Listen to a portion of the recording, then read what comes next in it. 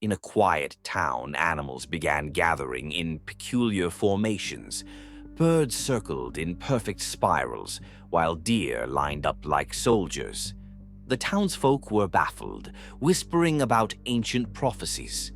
One night, a local scientist decided to investigate. He discovered a hidden magnetic field beneath the town, causing the animals' strange behavior.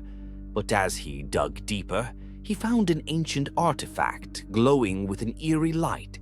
Suddenly, the animals stopped, dispersing into the night. The artifact vanished, leaving the town in peace. Was it a warning or a forgotten relic?